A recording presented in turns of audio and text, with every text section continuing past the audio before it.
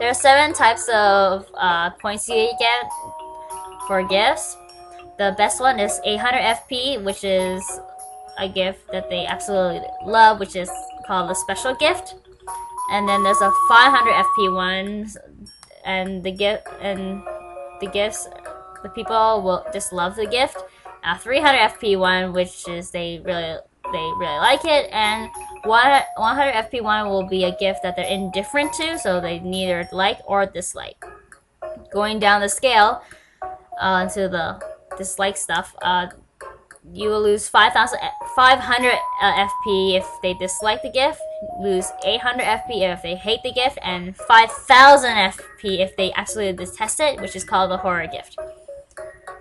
But I don't know why you want to give a gift like that to them unless you want to see their dialogue when you give them something that they absolutely hate. And besides giving gifts, there are other ways to increase friendship with people. The basic way, and the one that I highly recommend doing this every single day, is just talking to the person. Just talking to the person will earn you 100 FP. So I suggest talk to the person first and then give your daily gift, which is what I like doing in my Harvest Moon games. Also, winning in festivals will increase FP. If you get first place, the people will get a whopping 700 FP. But if you didn't win, you could still talk to them and get 300 FP. Very useful, especially for those characters who do not like any gifts. Mark and Chelsea. Also, if you show wild animals to the people that wild animals they like to the people, you get an additional 100 FP for that day. But wild animals are from Animal Island, and that will be for another video when I do unlock it. Anyway, there's some things and besides just raising FP, there are things that you can do to lower FP besides giving gifts that they hate. One thing I recommend that you should never do is litter. If you litter, the people on the island would hate you, but the witch princess do love it when you litter because she's evil like that. But sometimes you might accidentally drop an item, like when you're trying to give to someone and they move and you drop it, and that can be very annoying. So I suggest saving before you give a gift to a walking villager. If you throw something on the ground, they'll lose 100 FP. So if you throw it in a house, the people who live there will lose 300 FP. If you throw outside, everyone will lose 100 FP. So be careful when giving gifts. Also, if you ignore a person for a day, they have a 30% chance of decreasing by 100 FP. It's not that much, but I suggest talking to everyone every day, like I said earlier. So what I suggest about befriending people is after you finish your farm work, you go outside to the town and talk to everyone, give daily gifts, which is very effective. And also try to win in festivals and stuff like that. And in no time, everyone will like you. Yeah. Befriending people also coincide with courting marriageable candidates. There are 7 heart colors that the marriage candidates can have, which are black, which looks like gray, but I don't know why everyone calls it black, but they do. Black, purple, blue, green, yellow, orange, and red.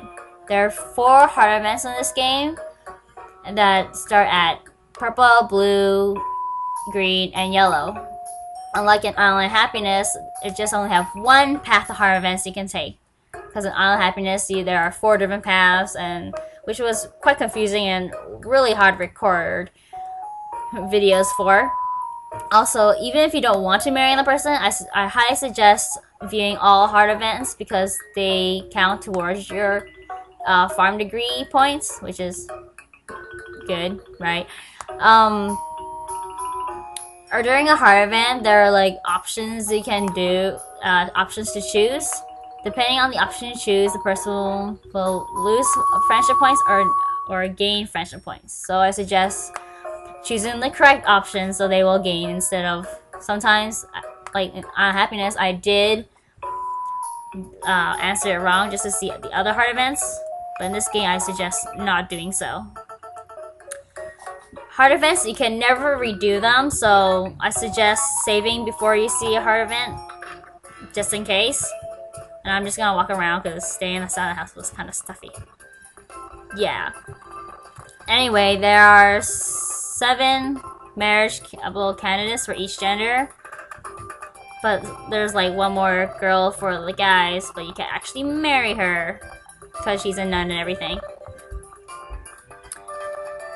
When you want to get married, you need to get a blue feather, which will be in Chen's shop when someone reaches a orange heart color.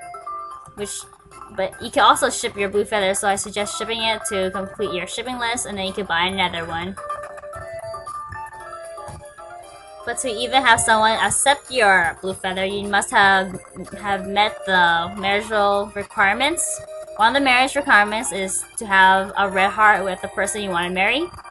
Another requirement is you must have seen the black, purple, green, and yellow heart events. You also need to own the wife or husband bed, which will appear in Chen's shop for 10,000 G after you upgrade your house to the largest size. Also, this is kind of spoilerific, but you also need to raise mystic islands so that Nathan and the church can move in, because you need to get married in a church, even if you're not religious or anything. Anyway, you also need to have received a sunstone from the person, but that's also spoilerific, and I'll talk about it when I actually get to the storyline. So after you give the blue feather to the person you want to marry, you guys will get married in 7 days. So, but that when the wedding actually occurs, you can't actually work on your farm and stuff. So your animals will be unfed for a day. So let's try to go to Meadow Island just randomly. So when you get married, the credits will roll and stuff, and after marriage stuff will have to be, I don't know when I'll talk about the after marriage stuff. Maybe when I get married. I probably will not, so maybe I should talk about it now.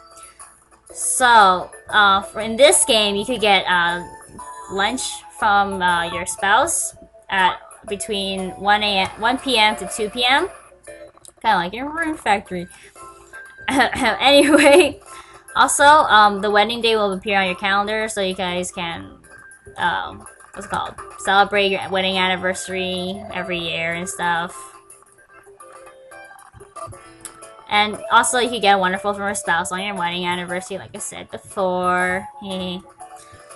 Free items, yay! Okay, I might sound like a money grubber and stuff, but I'm totally not. I don't even have a job or anything. I don't really care. Anyway, about your child. After 60 days, I think the woman will like get pregnant or something. I think, I don't quite remember. Let me just check. Okay. Actually, I can't really find information about it, but if you can buy the kid bed after marriage, so I'm guessing it's the same on happiness. If you buy the kid bed, wait 30 days, then you can the woman will get pregnant and everything, and after 60 days your kid will be born and everything. I don't know what happens after that. I'm guessing it's the same as on happiness. So yeah, okay. Here's another picture of all of the marital candidates for each gender, and also all the color hearts in order.